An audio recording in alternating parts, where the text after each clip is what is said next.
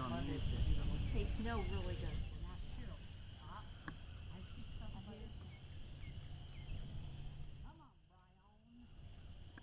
On the last day of winter, a small group gathers in a farm field, anticipating a day of work. This way, and we can pull them out and get them in a nice pile here. Okay, if you want to drop the trees, then I'll go ahead. The reason for the gathering lies a few steps away. A stand of trees, overgrown in brambles and weeds, and littered with downed limbs from a recent ice storm. Coming your way, honey. A tangle of vegetation so thick only chainsaws and manual labor will be able to open it to visitors, and that's exactly why the group is here. Beneath the trees and hidden in the weeds is a 19th century burial ground known as the Old Trevilian Cemetery. Judy Foreman Lee is the great-great-great-granddaughter of two people buried here, James Yancey Trevilian and his wife Elizabeth Ann. The couple and their 7 children arrived in Illinois aboard a flatboat that landed in Golconda on the Ohio River in 1837.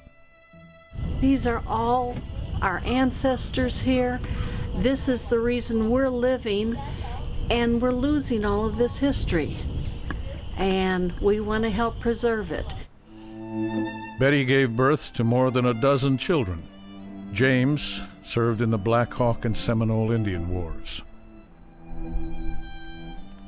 The family burial plot includes their son Jerry, who was killed at the Battle of Shiloh during the Civil War, and 2 daughters, Fredonia and Betty. The last burial here was in the 1880s. By the 1920s, the family sold the land and moved away. Today, a cultivated field surrounds the burial site. After 6 hours, the Old Trevilian Cemetery is clean, and the headstones placed upright. In the coming months, Judy's family plans to return and mow the site to keep the weeds under control.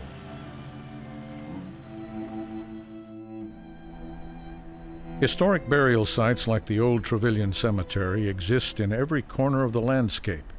Each is a garden of information. They're outdoor exhibits of architecture, anthropology, folklore, geology, botany, art, and history. They may be read and studied like a book with chapters on war, politics, religion, tragedy, mystery, and even humor. They're time travelers with a story to share. Served his country through the War of 1812, was And wounded. for many, the stories answer the ultimate questions about our own identity and our own past.